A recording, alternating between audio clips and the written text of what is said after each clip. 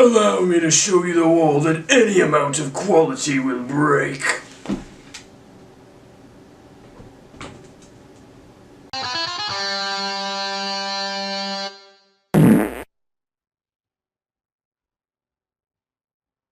So Dragon Ball Super Broly was a thing, and I liked it.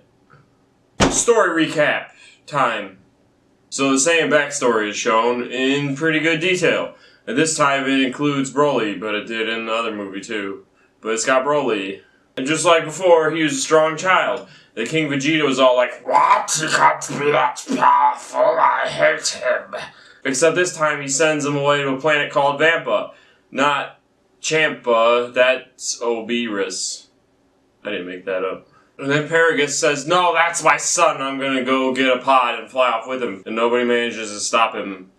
Because I guess past Saiyans really kind of sucked. And along the way, Paragus kidnaps another Saiyan, because he just happened to be on the ship that Paragus was in. And he said, "You should never trust a Saiyan." And then he eventually proves that when he shoots him in the fucking head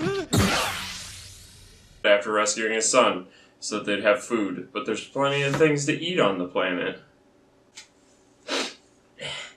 And then, well, while this is happening, Frieza is summoning all the Saiyans to the planet. And Bardock has a normal family life, and not a mystical adventure where he sees the future. He just kind of, like, figures out what's going on because he's not a dumbass.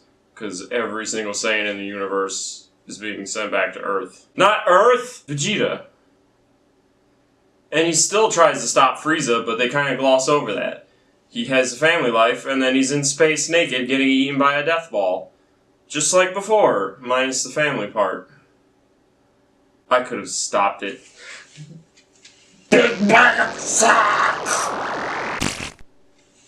Wait for Kirby. There's Kirby. And Frieza wants the Dragon Balls years later in the present time. While the time before Oob and Goku were blowing up the lookout. Wait, that part happened in GT. Ew. This thing is so hairy. What's it made with? So yeah, Frieza wants the Dragon Balls to be 5 centimeters taller, which is funny because he has other minions out in space recruiting people, and they run into Broly and Paragus, and then they kind of humanize him a bit, the people, because they befriend Broly, and they destroy the inhibitor, and he talks about his pap-pap, and says, "Don't talk bad about my pap-pap." He doesn't just want revenge, but that's kind of what his dad had him around for. And Broly made a friend with a fuzzy snake beast on the planet. And his dad shot him in the ear. Not Broly, he shot the thing in the ear to piss the thing off so Broly wouldn't be friends with Broly anymore, because he wanted Broly fighting it. He wanted Broly to be vicious. That's kind of what Saiyans do. Are we supposed to feel bad? We should, but it's not any different than normal Saiyans. And then Frieza comes along, well, because he already sent his people, and he's like, "Here's money for bringing these people in. I'm gonna hire them to kill Goku and Vegeta." Which is kind of weird, because Goku and Vegeta, well, no, he hired them, just wanted them part of his force, and he's like, "That guy's powerful, and he's a Saiyan. Maybe he can fight Goku and Vegeta." But that's still random, because Goku and Vegeta are fucking gods by this point, and this is just a couple of rando Saiyans they found in space with snake fur beasts. So then the real thing... My phone. So then the real thing begins when Vegeta fights him first, because Broly and Paragus and Frieza are in an ice place looking for the last Dragon Ball. And Frieza says, "Go get them!" But Broly already looks anxious to beat them up, because that guy looks like King Vegeta. Somehow Broly recognizes him. Maybe Paragus showed pictures or some shit. Whatever. Did Saiyans even have cameras? They had, like, shitty kind of technology. It's better than ours. So yeah, Broly jumped in all super eager. And he held his own against Vegeta, who went Super Saiyan Red.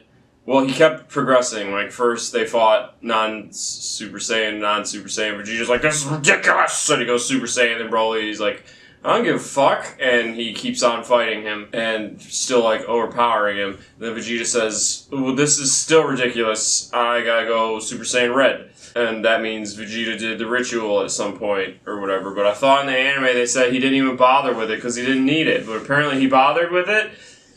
I got a burp, but it's not coming out. So they fight, and Super Saiyan Red still gets overpowered, and I don't really know why, but the fight, they get kind of separated, and then Goku jumps in. So while Goku and Broly are fighting, Goku, for some reason, starts off in normal mode, after Vegeta was just fighting him with Super Saiyan Red. And to Vegeta's discredit, Goku actually like holds his own for a little bit, and then has to go Super Saiyan to get his butt kicked, and then also goes Super Saiyan Red and gets like into a horrifying segment where Broly's slamming him into the fucking ground back and forth, and he's like crying in pain.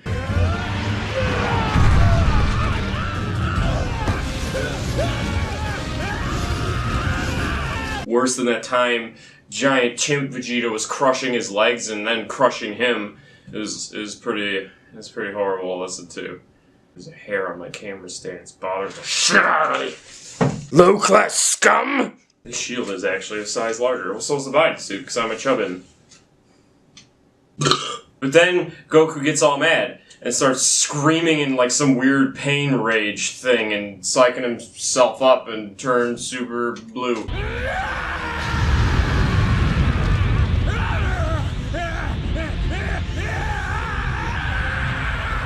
And then they fight some more. And then Broly's actually like kind of losing a little bit. And then Frieza, a couple times in this fight, turns to Paragus and says, it looks like your son's kind of tapped out. And Paragus is like, I'm afraid so. But then Frieza was like, hey, I remember that time I killed that bald dude and it pissed Goku off. Let me do that to Broly. And then he like just shoots Paragus in the heart with a laser beam. And Paragus does his best dying Vegeta impression and dies. And then Frieza says, hey, Broly! Then for some reason that's enough to break Broly's rage, because he really cares what Frieza ever has to say. And Broly turns around and Frieza says, an errant beam killed your father! And then Broly goes, turns Super Saiyan Green? Whatever that thing is, Legendary Super Saiyan? They don't call it that in this movie, which is good. They don't come up with that stupid myth. They even at one point, I think Paragus sees Vegeta goes Super Saiyan. He's like, that's the legendary Super Saiyan? So Broly's just like a mutant, which is cool. He's not some prophetic thing. This isn't the comparison part. So then Super Saiyan Blue Goku starts getting like his ass beat pretty bad, because now Broly is insanely powerful. Don't turn off! And Broly just beats him up, like I said. And then Goku, oh yeah, it was like pretty bad too. Like at one point Piccolo is telepathically phoning him, and he's like, hey, I sense this power, and you kind of sound and feel like you're getting your ass beat. And then Goku's like, yeah, it's pretty bad. But actually, I think that was before he goes super blue. Now I can't remember. Yeah, I think while he was red, while he was getting crushed. He's laying there, and Piccolo's like, you doing so bad? You do bad? You dying? And then Goku's like, hey, please be on standby, because I'm probably gonna die, and Vegeta's probably gonna die too. And then Piccolo's like, I don't know what I'm gonna be able to do. And Goku's like, well, fuck it, just be ready, I guess. So Piccolo says, okay. Then Goku goes Super Saiyan Blue. Then he gets beat up some more, and then he's like, Vegeta, come with me! And he grabs him by the hand, which Vegeta loves. And then he flies past Frieza with Broly chasing them, and he's like, hey, Frieza! And then he instant transmissions the fuck out of there, which was awesome, because then that left Frieza with an enraged Broly.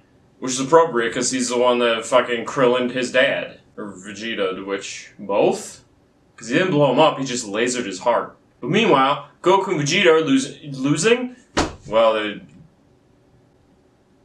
Goku and Vegeta learn the fusion dance with the help of Piccolo, who acts as like a fusion dance training partner, which he's like 5 feet taller than Goku, so he had to like bend awkwardly, and it was uncomfortable for him, and it was awesome. And they failed a bunch of times, and they turned into chunky Gogeta, and then skinny old man Gogeta. And then Piccolo like was actually berating Vegeta for his form in the dance. And Vegeta does this weird like prance thing to like protest dancing, but he looked even more like fruity doing it.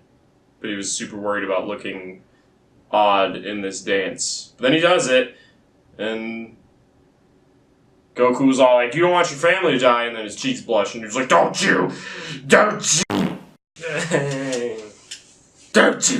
me, Kakarot! And then they dance and fuse. alright, after the failures, they turn into the real thing. And then they're like, well, with the Potara, we were Vegetos, so now we're gonna rename ourselves. And Piccolo's like, you got the fucking time for this? You should just go. And then he's like, I'm Gogeta. I think he comes up with Goku at one point or something. It'll be Gokuja, Vekujo. And he seems like a really cocky asshole, like almost a little bit more than Vegeto. But then he does just get right down to business. Because in the Buu Saga, he was trying to get eaten, so he was fucking around on purpose, not the way Gotenks was, or he was just being a little shit. But don't tell the GT writers that, because they think Gogeta just fucks around. Although I think in GT, Gogeta kind of got down to business too. And just fucked up because he ran out of time. But I thought energy burns through the transformation, because it doesn't really do that in this movie. Like, Super Saiyan fused God Gogeta doesn't run out of time faster at all. Like, he and Broly get into a pretty insane fight for a good chunk of time. Speaking of chunks of time, while they were failing, Frieza was progressively getting his ass beat worse and worse by Broly, because they kept failing and Frieza had to hold off Broly alone. It was actually going pretty well for him. He held his own. He wasn't, like, super beaten up like fucking Goku was when he was Super Saiyan Red. They do keep implying Frieza is pretty damn powerful. But then Gogeta, like, when he teleports in front of Frieza, he's like, hey, refuse. And Frieza's like, that's not fair! And then they fight Broly, not Frieza. Gogeta fight Broly. He even uses, like, the energy rainbow ball from the movie of Death, where people in hell, that one.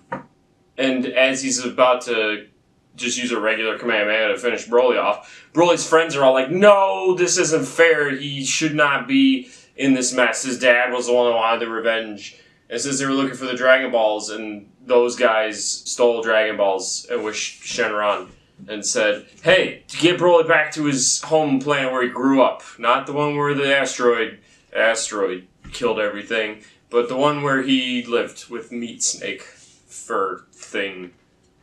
I'm getting better and not running out of breath. And so he gets sent home, and the Kamehameha misses, and Gogeta's like, ha, clever girl. Just like in Jurassic Park, except he didn't say that. But he thought it. I saw his eyes, damn it. And then Frieza's friends are leaving, and he's about to blow their ship up, and Gogeta says, not so fast. And then Frieza later on says, fine, those two little shits of mine that betrayed me can go live with Broly, because they'll tame him, and then I'll be able to use him someday. I don't know how he thinks that would work, because now everybody's onto him. And then at the end, Goku goes to Vampa and says, here's some sensu beans. Well, he gives him like 2. And he says, hey, you might need these when training and things go bad. And he kind of has to dumb down his explanation, because Broly's kind of simple in this movie, because he's really only been trained to fight because his dad is kind of an asshole. The end. Review time! Next time on Dragon Ball Z.